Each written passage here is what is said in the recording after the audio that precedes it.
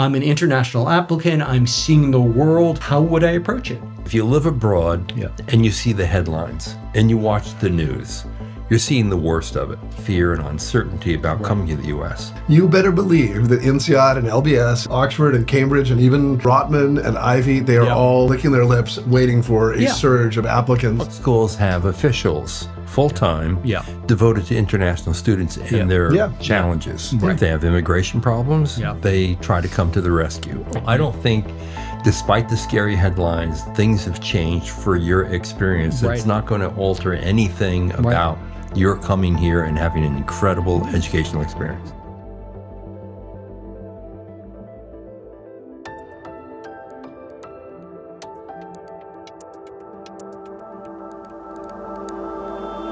Over the past few years, the experience of applying to and attending top MBA programs as an international student has changed in big ways. From evolving visa policies and job market shifts to increased competition and changes in how schools evaluate global talent, today's international applicants face a very different landscape than even just a few years ago. Today, we're thrilled to be joined by a true thought leader in the MBA world, John Byrne, the founder and editor-in-chief of Poets&Quants, to talk about a topic that's top of mind for applicants around the world, the new realities of being an international MBA applicant. John has spent decades reporting on graduate business education, and few people understand the big picture trends and what they mean for applicants as well as John does. Together, we'll explore what's changed, what remains constant, and how international applicants can adapt, differentiate themselves, and thrive in this new environment. Welcome back to the podcast, John. Interestingly about Jeremy Scheinwald, he himself was once an international applicant for a United States business schools. That's right. I came all the way from Canada. And, But hey, I mean, in fairness, I still had to get a visa like everyone else. I still had to figure out financing like everyone else. Right. Well, you didn't have to worry about your visa being revoked or being deported, did you? It was a long time ago. It's true. I was asked to go to international orientation, which I thought was really funny because it was like, I mean, some of it was about like, this is the grocery store. Like it was not like, I mean, that wasn't all of it. The choices in an American grocery store are bewildering to many, okay? There we go. But it was great because I think I went to one or two and I met a lot of people, which is funny. So that's great. Obviously, times have changed. Right. We're in a very fraught time now. Honestly, with international students, for the first time, I'm having different types of conversations with clients in terms of visa situation. What does it really mean? What's the landscape look like? Just simply being someone from outside of the country being in the U.S. right now. Right. Well, maybe we should talk about this from like both an applicant perspective and an accepted student perspective, and even a current student perspective. My feeling is, if you're a current student, you're probably a touch more worried than you were 6 months ago. You probably theoretically, you don't want to jaywalk. I mean, that's sort of a slight exaggeration, but you want to be pretty close to the letter of the law. You don't want to give yourself any cause for any static in your life. Well, but example is, there's an MBA currently at the Carlson School at the University of Minnesota. He walks out of his apartment one morning, and he's surrounded by plainclothes people from ICE who essentially bundle him into an unmarked car and throw him into jail. He thinks he's being kidnapped. And they tell him ultimately that his visa's been revoked. It hadn't been at that point. It was revoked 24 hours later. And he's sitting in jail waiting to be deported. He's from Turkey. Why? Okay, 2 years before he had a DUI that he pled guilty to. In the United States. That's right. Okay. And since then, he has not driven a car, incidentally. Okay. On every indication, he's a stellar student. He did his undergrad in the U.S. as well, incidentally. But now he found himself being locked up and on the verge of being deported. Now, what happened is he filed a lawsuit against Trump and the administration. And, of course, since then, there's been this rollback because one of the problems that we see here is the uncertainty about everything. That's absolutely under this administration. Nothing is certain, but enough is happening to frighten and scare you. That's right. To the point that people won't even consider coming to the U.S. Right. At this point, it's like, why do I need even to be thinking about that, particularly at business school where I'm busy, I'm wondering, the application process in and of itself is difficult. Throw in this curveball. And for anyone who's listening to us say that, then that might give them a little bit of pause, even just hearing us say that people are reconsidering studying in the United States. And I hate to be, nakedly opportunistic about this, but there is an opportunity. Right. Because if you are saying to yourself, I'm an international and I'm not as concerned, or I'm looking at this, I'm going to bide my time and see what happens in a couple months and see that things maybe are a little less fraught than they were. I would still caution every international to think carefully about it and to really evaluate current information, or try to anticipate information, which is almost impossible. Right. Exciting news! You can now access On Track by MBA Mission for free. Take our 2-minute onboarding questionnaire to personalize your learning path. Choose the free plan, and you'll have unlimited access to our complete modules on MBA application timelines, standardized testing, your professional background, community leadership, school selection, and more. You'll also get access to select lessons from our brainstorming, personal statement, essay, resume, and recommendation modules. It's a great introduction to the On Track platform and will help you jumpstart the MBA application process. Get started today at ontrack.mbamission.com. If you're considering studying, at a top school, it arguably is going to be easier for you to get in next year. But what is interesting is the real feeler. I mean, as you know, because you were a source for this story at Poets&Quants, we wrote a piece on how people who have already been accepted to Harvard and Stanford are rethinking whether or not they should go because of all this noise in the environment. Right, of course. And Jeremy, you're really alluding to this notion of zig where everyone else is zagging in terms of maybe your chances not only of getting into business school, of getting that job right afterwards. Right, that's true. So it could actually filter through in quite a number of ways. Because the other impact of this is employers are going to be less willing to employ an international graduate once they come out under this aura of terror. I'll put it that way. And I think one thing we should say is that as there has been some uncertainty, and I'm not sure I've seen a school come up with an official policy about this, but I've definitely heard admissions people say this to me already, which is that they're willing to be extremely flexible with those who are concerned about the current climate. And so they're willing to, some have said they're willing to, make the deadline for a deposit a looser deadline. They're willing to, they're saying we're going to refund your deposit. We're going to allow you to defer, which traditionally they have not allowed. And I think that affects, it affects some countries more than others. Yeah, certainly.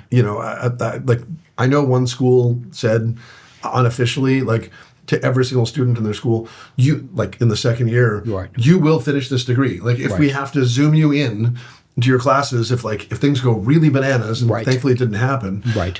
But they're talking about canceling all student visas at Harvard. Yes. So you're in first year, you're looking at your second year going am I even going to be allowed to come back next year? They said you will finish your degree. And also, listen, this is a problem in many different ways. For business schools in particular, they have always prided themselves on having a very large international contingent. That is their intention. That is their aim. They want about 1/3 of the class in international. So at the end of the day, business schools also don't want that equation to change. They want to be very receptive to international students. Okay, let's put some facts on the table, too, to help this discussion. I don't want to undermine the scary notion of coming here and being unwelcome or even deported or having your visa revoked. But truth be told, there's fewer than 1% of all the international students in the United States have been affected. And most of the ones that have been affected did things like occupied buildings during pro-Palestinian protests and essentially, ran after people practicing anti-Semitic behaviors and things like that. That's the bulk of it. So if you come to the United States and you decide not to occupy a building or not to harass a fellow student, it's unlikely that anything wrong is going to happen to you. And fewer than 1% of all the international students have had anything happen to them. And most of them, incidentally, it's been reversed already. Because like everything with Trump, you can't count on anything, essentially. Okay, that's one fact. And there still is a legal system. That's right.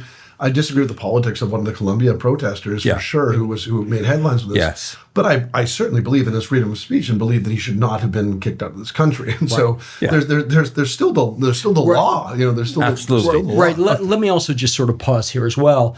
Those protests that you're seeing really are not happening on the business school campus. Right. No. So when also even at Columbia, it's a great point. Columbia obviously has really been the hotbed for some of these protests. The business school campus has really seen practically none of it. The business school campus itself is geographically distant from the rest of the university. So just to be clear here, this is not what's been happening. Although at Harvard, there was an MBA student, a Jewish student, who was harassed on that campus by pro-Palestinian protesters. Yeah. And I guess there hasn't been the kind of like extreme volatility and the kind of occupying of buildings, but politics have played out in the MBA classroom as well, for sure. And I've spoken to. I live in Boston. You can throw a stone in Boston and hit someone who went to Harvard. But I've got a friend of mine who's a professor there who talked about some of the politics playing out in her class and said that there was a chill in that environment. So, but there isn't it's not roiling business school classes. Okay, here's another fact. Okay, if you live abroad and you see the headlines and you watch the news, you're seeing the worst of it. Yes.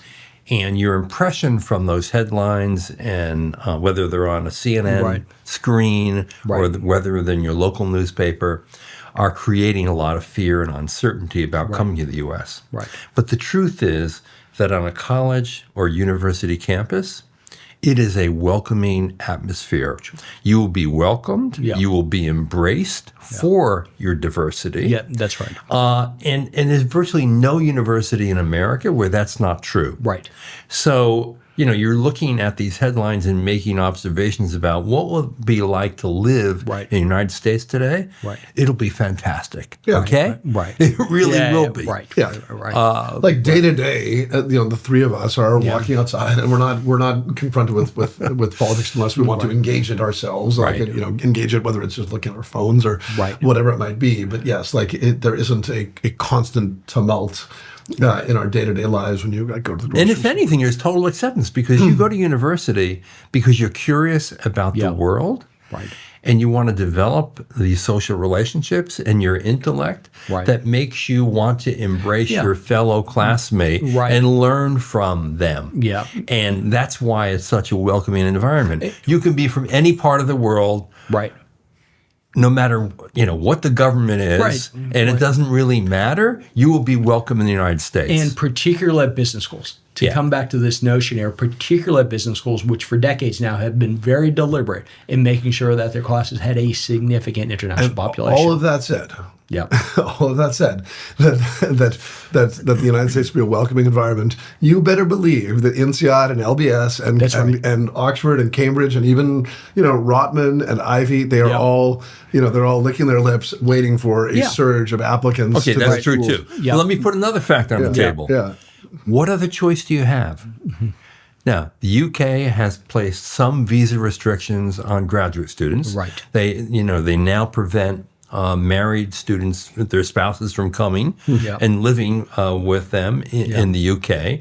There's a possibility of other visa restrictions. Right. Visa restrictions have been talked about in Canada and in Australia. Yeah, Canada too. Yep. Okay. So if you think about the quality of your education and the value of it long term, and you think about the risk, there are risks as great, if not greater, and probably more invisible because they don't have a clown trumpeting them from a White House, incidentally, in other countries that don't have the quality of the educational institutions that we have in the United States. That's true, except the way that we're feeling it with my clients is European schools, international schools in general are starting to bubble up in a way that they didn't before. Sure. So as people think about the very top business schools, suddenly we're also, rightfully so, INSEAD. So we'll have somebody applying to Harvard, Stanford, INSEAD. Harvard, Stanford, another international school. The reality is that international schools are beginning to get I would say, more prominent when you're thinking about the very top schools. Legitimately so. Yeah. I mean, I think one thing to also keep in mind, if you can make peace with, if you can believe yourself it to be true that your visa will not be canceled if you're a law-abiding citizen, and if you believe that you can get comfortable living in this country, which I think is a fair bet, and I think as John and I have talked about, international students are like, there was this moment when no longer having international students in the United States where it just worked to a frenzy. It's a $48 billion business for these schools that balances the books at many small colleges, not just MBA programs. Right. If colleges would shut down, there are many colleges that would shut down if international students at the undergrad level weren't there, and these are really small colleges in certain places and others that are bigger. And so, if you can make peace with that and you can sort of say, I'm going to just, existed by MBA bubble, then your MBA is a long-term asset. It's not a short-term asset. Right. And so, your MBA will pay off beyond this administration and next administration. You might like this administration. You might not like the next one. It might be vice versa. Right. Who knows what's coming? Right. Your education will endure. But here's what we do know what's coming. Okay. Let's say you're applying now for admission next year. Yeah. Okay. When you graduate, Trump is going to be gone. And if there are companies that today might be reluctant about hiring an international graduate, they won't be so reluctant when he's out of the White House and out of view. Right. Not to mention, and just to understand the calendar fully, is right now this is 2025 when we're recording this. There will be elections in 2026. Could it actually dramatically change some of the things we're talking about here? I mean, one other piece. It's not just the visa piece. It's also the defunding of the Department of Education, which is creating top-down pressure on many universities just to cut budgets. Yeah. And so we might see scholarship budgets that are cut this year. We might see just the proverbial leak that doesn't get fixed type of thing. I've had some admissions officers already tell me they're under. One had to cancel a flight to this podcast. That is unbelievable. That the cost containment has come down so micro to maybe a $300, $400 flight. So that's true. And in fact, business schools are often perceived to be cash cows for universities. Right. To the extent that they are, you can see that a university under budget pressure will reach deeper into the pockets of the business school for money. Right. Listen, that's true. That said, at Harvard Business School, it probably translates into every student gets just a few less golf balls when it comes time for where they're seeing the cuts. And again, I'm pushing back on this notion. Generally speaking, the tennis courts won't be maintained. Generally speaking, these business schools are not going to be shortcuts in the cafeteria too. Are quite well resourced. And if anybody goes to Harvard Business School, I spend probably one day a week there talking with my classmates. You got nothing to worry about. In fact, commercial now for Spangler at the Harvard Business School. I don't care if you're here, if you're just passing through, go to Spangler Hall at Harvard Business School. For about $4, you eat like a king. It's a beautiful place. If you go there at 12:15 on a weekday, you'll see Harold sitting in the corner eating something. Exactly right. And I have to say, let me put in another commercial here. MIT Sloan has some of the best sushi that I've ever had. So again, things to consider as you business. But I mean, with these top-down cuts, maybe that sushi, maybe they call it the sushi grade goes down. Right. I think you have a topic for a new podcast: food at business schools. That'd be hilarious. Who ranks first? That would actually be hilarious. Incidentally, Stanford ranks first. I know this for a fact. Listen, and now it's not because I've eaten there. It's because of research that's been done with students. It's basically says Stanford has the best food. Right. Let me again commercial here. If you haven't been out to Stanford, which is beautiful, the coffee shop / cafeteria is sitting right in the middle there, and basically students are outnumbered 2-1 when it comes to venture capitalists. I'm sitting there minding my own business, and at that point, I had my stockbroker on the phone saying, "Here's what I just heard. Here's what I just heard." So again, and Harold, I've never eaten the sushi at MIT, but I've eaten it at Stanford, and it's damn good. We'll see. Again, like you said, another podcast. Another podcast. Okay, well, back to international applicants and students. Exactly. Yeah. So again, Jeremy, I'm an international applicant. I'm seeing the world. I mean, just how would I approach it? Very simply. Well, I mean, look, I think the good news is that, in the short term time, in the near term time's on your side until the application and until the second round application. You don't have to, if you're uneasy at the first round application, okay, maybe you wait till the second round if you're making a major life choice. Orthodoxy is apply early. If you're a good candidate, especially if you're from an underrepresented country where they're not going to see that many, that many Cameroonians in the pool, or Burma, people from Burma. I'm picking random countries, but Burmese peoples, then maybe you're waiting at the second round. Maybe that's not true of the Indian applicant, where you want to kind of make sure you're. You really have to get first in line. Early. Here's the other thing: many schools have officials full-time devoted to international students and their challenges. Right. And you should get to know that person. That's right. I know UVA Darden, for example, has a full-time person who takes care of international students. If they have immigration problems, they try to come to the rescue. Right. Any kind of issues at all in transitioning to the U.S., they're there to help, including ultimate employment and getting work permits and things like this. So get to know that person, know who it is, contact them early on, and feel them out. No, I think that's right. And just to speak to this notion of how well business schools know the international community, and particularly how well admissions committee members know the international community, I have yet to have a client from some university overseas that the admissions committee did not know exactly that university, could understand the transcript. Admissions committee members know their international clients, international applicants very, very well, which again, international applicants, you always have to understand that you will really be understood. They work really hard to understand who you are when it comes time to apply. Just give people a sense of where applicants are.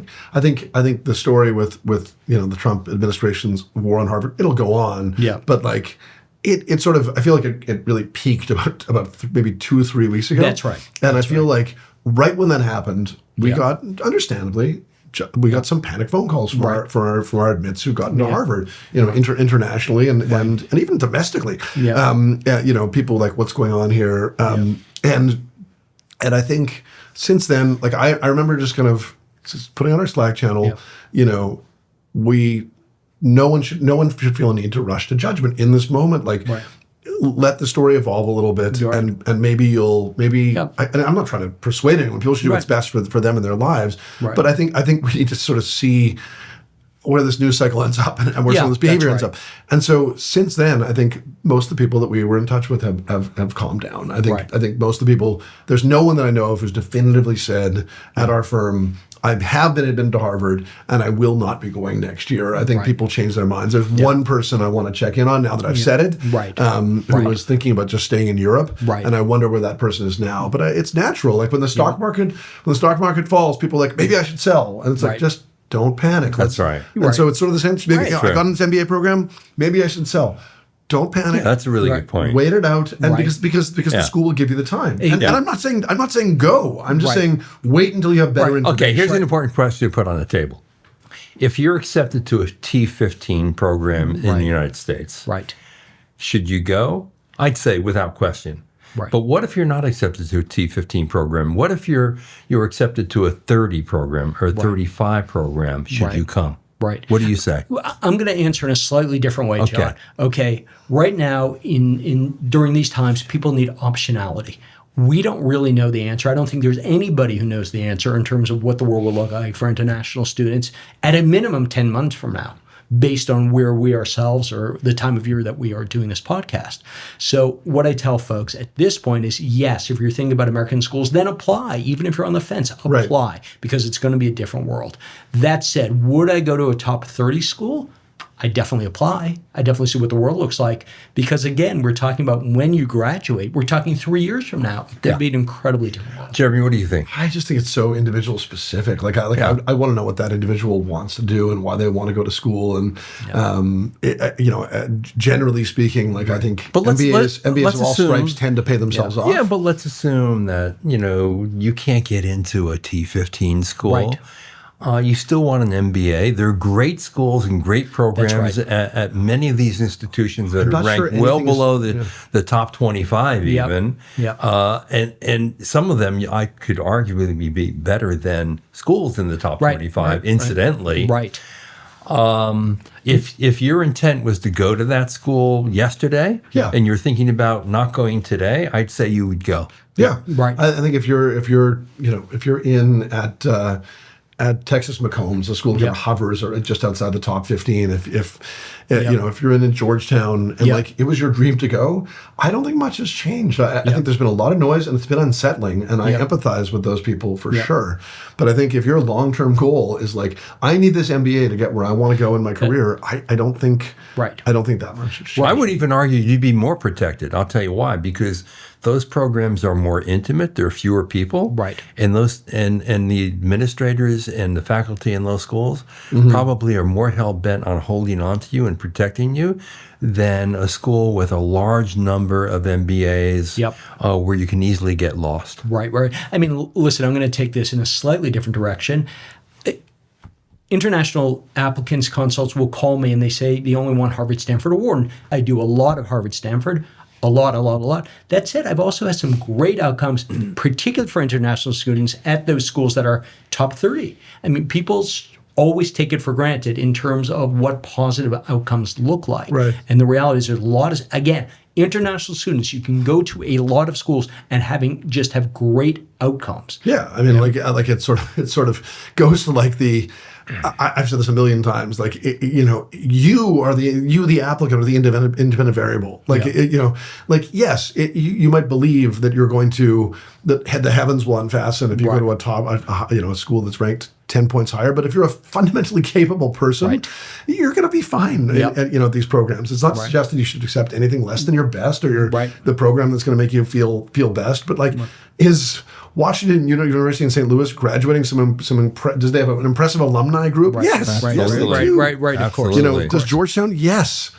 Do all sorts of programs. Does Babson? Absolutely. They all do. And so I don't think this is necessarily even for me a discussion of like international. So there's like a general basic logic around this that people but the point step is, away from. If you're accepted to a school outside the T20, T15, whatever, and you were going to go before, you should still go now. That's my point. I agree. Because I don't think, despite the scary headlines, things have changed for your experience. It's not going to alter anything about your coming here and having an incredible educational experience. That's right. And listen, I'll take it even a step back in the sense of apply. At the end of the day, we live in a world now that there's such chaos in a lot of ways. There's so many unknowns right now. So if you were thinking about applying to school, you don't even have to say I'm definitely going to apply. Gives you the optionality. It gives you the optionality. Exactly. And you don't have the optionality without applying. Exactly. I think that's it. And again, there's a lot of great schools out there in terms of the U.S., in terms of internationally, a lot of different decision points here. So go ahead, apply. Think very broadly. Think about really how you want to spend the next 2 years, 4 years, 10 years. Yeah, like I said, your MBA will outlast any administration you can imagine at this point. Right. But 20 years from now, what's the world going to look like? My father got his MBA, I believe, in 1971. I don't think he had any sense of where of what the administration would be like 20 years later. He just went out and tried to build a business. Right. No, which is great then.